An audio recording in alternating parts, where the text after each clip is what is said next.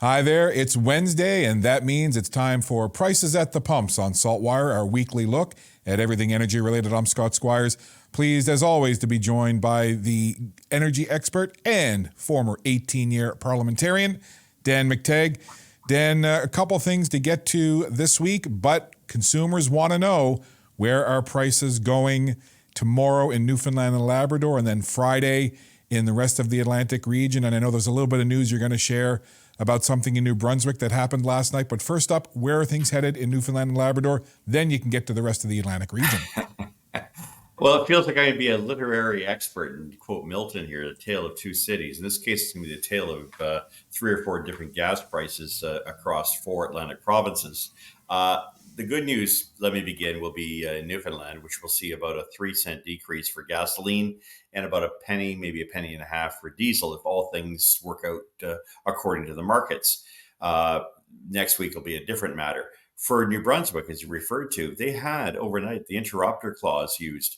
They saw prices go up about 8 cents a liter, and that has a lot to do with the fact that maybe they were a little slow out of the mark getting the carbon tax applied, which was in most cases about 3.8 cents a liter, plus some increase in the markets as far as recent activity in which we're starting to shift from winter to summer gasoline. Perhaps they're doing it in stages.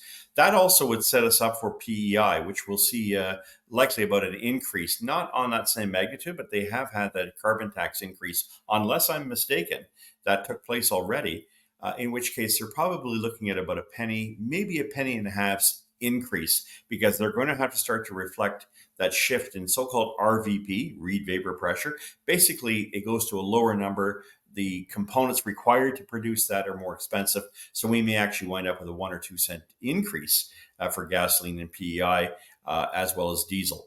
For Nova Scotia, ditto. I would have said maybe they should follow Newfoundland. They should see prices drop.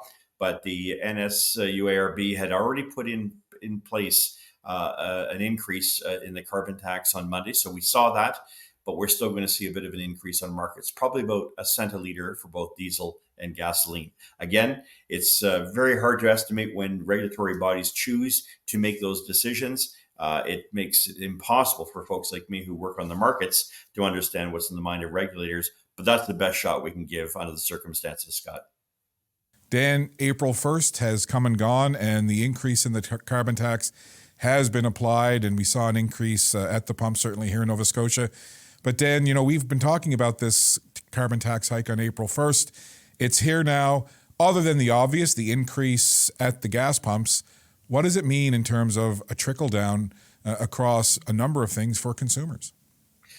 Well, it's very impactful, Scott. I mean, if you're looking at 21 cents a liter for the first carbon tax, 6 to 8 cents for the second carbon tax, is 28, 29 cents a liter.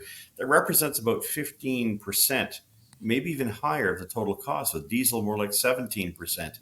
Now, I'm using the IMF, the International Monetary Fund's guide. It says for every 1% increase in fuel prices, there is a corresponding 0.04% increase in inflation throughout the entire economy.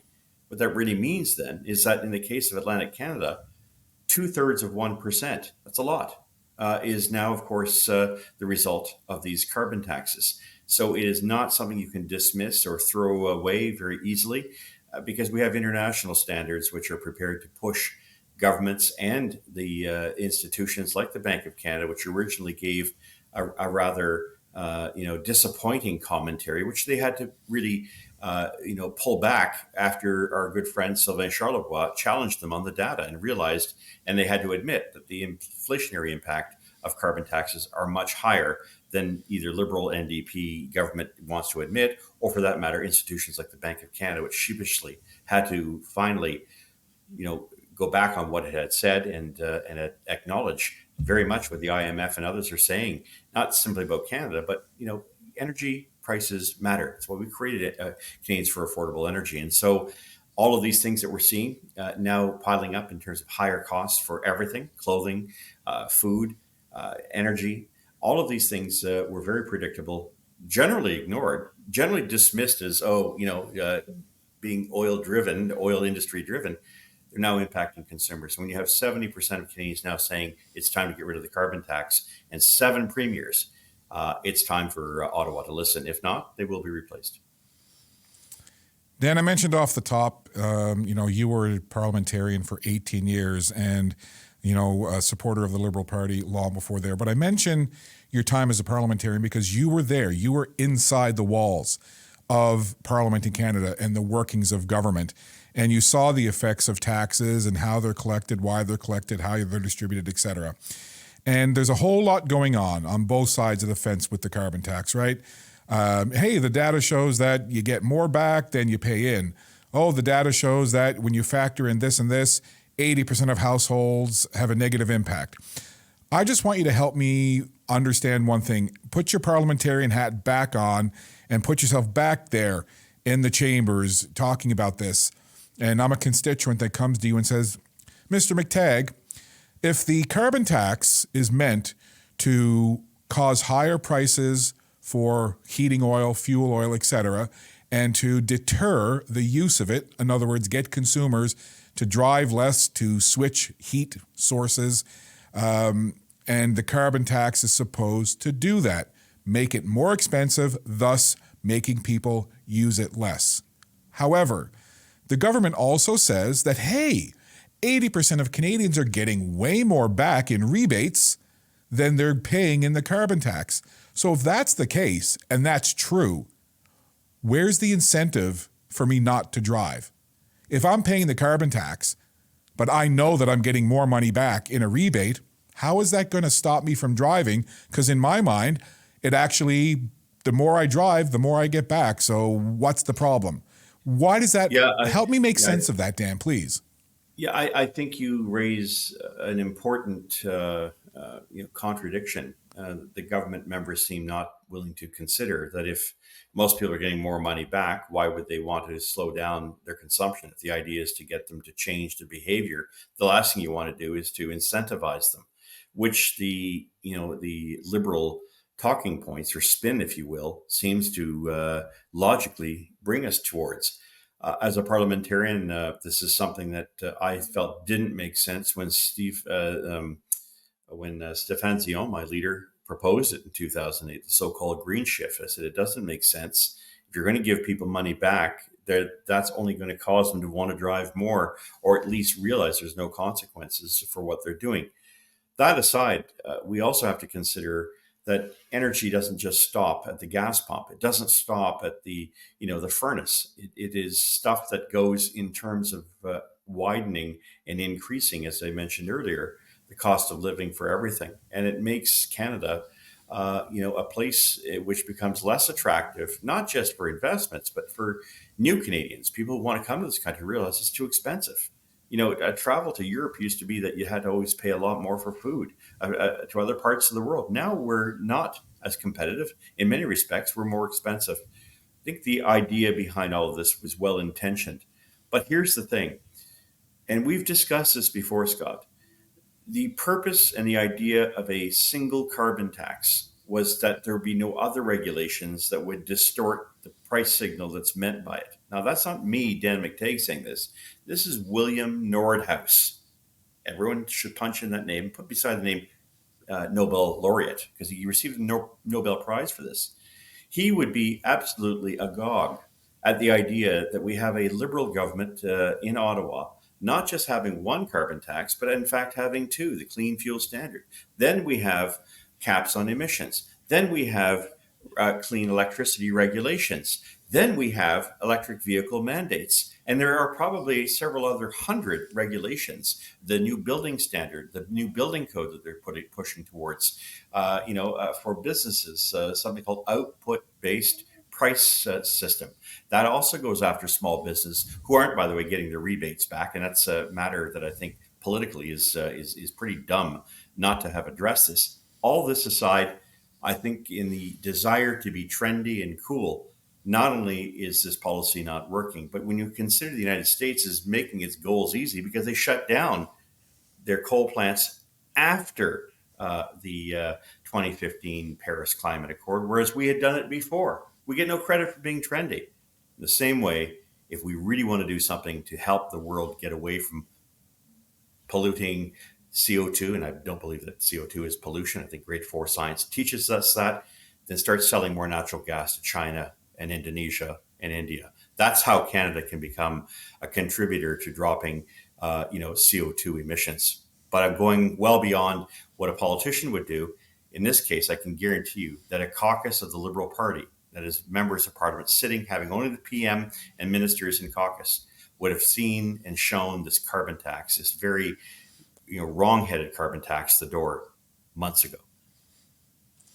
Yeah, again, just as a layperson, I think when a tax is implemented to deter something, but it's incentivized, and according to certain people, 80% get more back than they pay in. I'm not sure where the deterrence is. As you said, it would incentivize it and maybe make you want to drive more. But again, I'm just a layperson. I'm not an economist. We'll move on. I know that we'll be talking about this in the weeks and months ahead.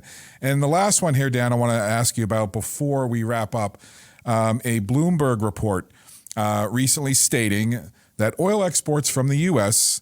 have now set 5 new monthly records since Western nations began imposing sanctions on Russia, and it's helped American crude capture market share around the world. For the average consumer like myself listening to that, Dan, what does that mean for us here in Canada in terms of supply, demand, pricing?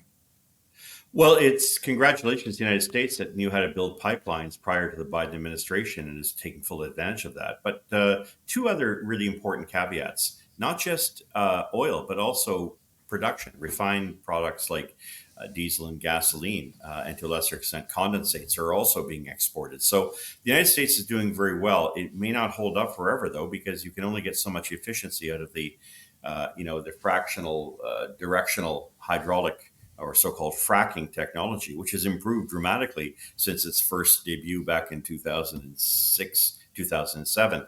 And there is more efficiency per play, or at least per area that they're working in, but that could start to crest. The other factor to consider here is, why is the United States selling so much oil to the rest of the world? Why are they buying it? Well, simply, the United States can't use any more light, tight oil, because you can make a lot of gasoline with it, but guess what? You can't make diesel. And diesel spreads, the so-called crude to rack spread on diesel, is extraordinary. The amount of money you can get for turning crude into gasoline is something else. And that's why our American friends, what Bloomberg didn't say, and I suspect that may have to do with Bloomberg's agenda, the knocking on the door of countries like Canada saying, please give us more of that heavy oil. We're done without it. We need your 4.5 million barrels that you're sending us now, because without that, our economy would grind to a halt. So no wonder they're exporting it. They're getting good money for it, and the world needs it. But the world also needs something that Canada refuses to give, except for one tiny pipeline. We're not considering the 2 pipelines the Trudeau government killed, the Energy East pipeline, the Northern Gateway pipeline, which would have provided the world with about 2 million additional barrels. And it was silent, relatively speaking, on Biden's first act as president of killing the Keystone XL pipeline. That'll be the pipeline the Americans could have used to ensure that they had energy security. So what does this all mean? Well, it's bad news for the federal Liberals, obviously, and the polls are showing that. This is an election year in the United States. When you mess around with gasoline prices, because they are going up, I suspect that we're going to be seeing a change in the administration and possibly the makeup of Congress in the next 10 months. Dan, always great to have you here to wade through these topics and items. Before we let you go, when you're not with us here at SaltWire, you're still active out in the world, on the internet, social media. Where can folks find you and connect with you? Yeah, X, you get me at Gas Price Wizard, gaswizard.ca for the predictions, and of course, president at affordableenergy.ca. I wear 3 hats. I do engage. Sometimes some don't like it, but I give it as good as I get it. How's that?